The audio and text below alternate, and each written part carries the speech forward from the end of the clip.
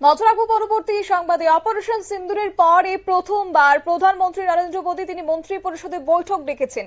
তবে এই বৈঠক অত্যন্ত তাৎপর্যপূর্ণ, অত্যন্ত গুরুত্বপূর্ণ বলা চলে। কিন্তু কোন বিষয়ে এই বৈঠক ডেকেছেন তিনি, প্রশ্ন হচ্ছে সেখানে তবে কি কোনো বড় কোনো পদক্ষেপের দিকে এগোতে চাইছে ভারত, নাকি সেক্ষেত্রে খতিয়ান তুলে ধরতে এবার প্রস্তুত হয়েছে সরকার?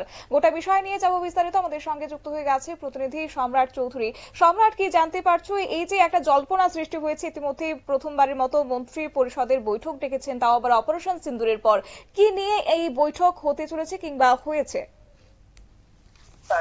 গত 22 এপ্রিল জম্মু কাশ্মীরের পেহেলগামে একটি জঙ্গি হামলা হয়। তারপর 6-7 মে রাতে ভারতের তরফে অপারেশন সিন্দুর সিন্দুর শুরু হয়। তারপরে পরিস্থিতি আমাদের সবাই জানে। এই পরিস্থিতির পর এই প্রথমবারের মতো কিন্তু আগামী বুধবার 4 জুন দিল্লিতে প্রধানমন্ত্রী কেন্দ্রীয় মন্ত্রী পরিষদের সমস্ত মন্ত্রীদের নিয়ে মন্ত্রী পরিষদের একটি বৈঠকে বসতে চলছেন।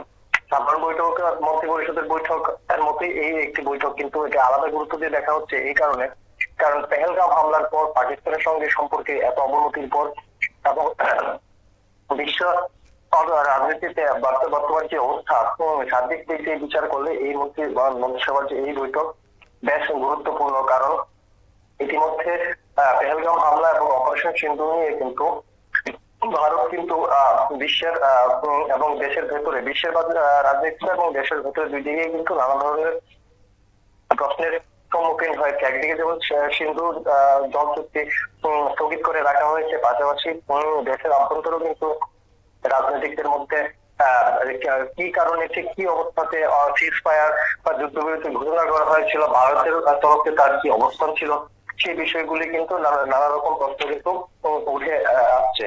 তো এই বিষয়ে সবকটা বিষয় কিন্তু এবার মন্ত্রী পরিষদের যে আলোচনা, সেই আলোচনায় যা উঠে আসবে বলে ধারণা করা হচ্ছে। অন্যদিকে পেহেলগাম হামলার পর সেই অপারেশন সিন্দুর, এই যে একে একে ঘটনা, এগুলি নিয়ে কিন্তু বিরোধীরা সংসদের বিশেষ অধিবেশন দাবি করছেন।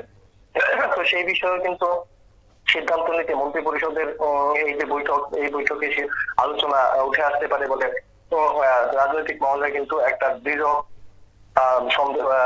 অনুমান। অন্যদিকে এই যদি বিশেষ অধিবেশন ডাকতেই হয়, সেক্ষেত্রে সরকারের কি ভূমিকা থাকবে, তাছাড়া বিরোধীদের ভূমিকা কিভাবে নিয়ন্ত্রণ করা হবে, এই বিষয়গুলো কিন্তু এই যে বৈঠক, এই বৈঠকে আলোচনা হওয়ার সম্ভাবনা রয়েছে। অন্যদিকে বাকি রইল অপারেশন সিন্দুর, এবং ঠিক অপারেশন সিন্দুরের পরপরই যে সিজ ফায়ার, সেই যুদ্ধবিরতি হোক, সিজ ফায়ার নিয়েও কিন্তু দেশের অভ্যন্তরে বিভিন্ন রাজনৈতিক দল, বিশেষত বিরোধী কংগ্রেসের মধ্যে কিন্তু বেশ কিছু প্রশ্ন দেখা দিয়েছে। যেভাবে আমেরিকার প্রেসিডেন্ট ডোনাল্ড ট্রাম্প তার দেশে বসে এই যুদ্ধবিরতি ঘোষণা দিয়েছেন, এই জায়গা ভারতের পক্ষ থেকে কিন্তু এখনো তার কোনো স্পষ্টীকরণ বা ব্যাখ্যা দেওয়া হয়নি। তাই নানা রকম প্রশ্ন হচ্ছে যে আদৌ এই যুদ্ধবিরতির কাদের এবং পাকিস্তান এবং ভারতের মধ্যে কি ধরনের শর্তগুলি ছিল, সেগুলো কিন্তু দেশের পক্ষে প্রধানমন্ত্রী বা স্বরাষ্ট্রমন্ত্রী কারোর পক্ষে কিন্তু এখন পর্যন্ত স্পষ্ট করা হয়নি।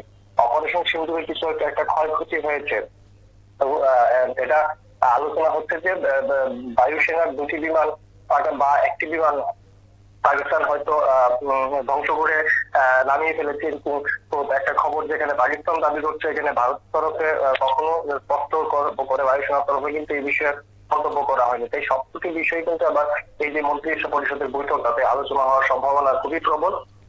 সেই দিকেই কিন্তু আবার বুধবারের যে বৈঠকের দিকে তাকিয়ে রয়েছে গোটা দেশ, এমনকি গোটা বিশ্বের নজর থাকবে এই মন্ত্রী পরিষদের বৈঠকের পর। কারণ এই মন্ত্রী পরিষদের পরে কিন্তু অপারেশন সিন্দুর এবং পেহেলগাম, বিশেষত পাকিস্তান নিয়ে ভারতের যে ভূমিকা, তার সম্পর্কে আরেকটা স্পষ্ট ধারণা পাওয়া যেতে পারে। অঙ্কিতা। একেবারে সম্রাট, ধন্যবাদ। আপনারা শুনলেন, অর্থাৎ আগামী 4 জুন বুধবার বিকেল 4:30টায় মন্ত্রী পরিষদের বৈঠক করবেন প্রধানমন্ত্রী নরেন্দ্র মোদী। পেহেলগাম হামলার পাল্টা পদক্ষেপে অপারেশন সিন্দুর শুরু করার পরে এই প্রথম বৈঠক হতে চলেছে মন্ত্রী পরিষদের। তবে আর কোনো বড় পদক্ষেপের প্রস্তুতি নিচ্ছে কিনা ভারত, তা নিয়ে কিন্তু জল্পনা ইতিমধ্যে সৃষ্টি হয়ে গেছে।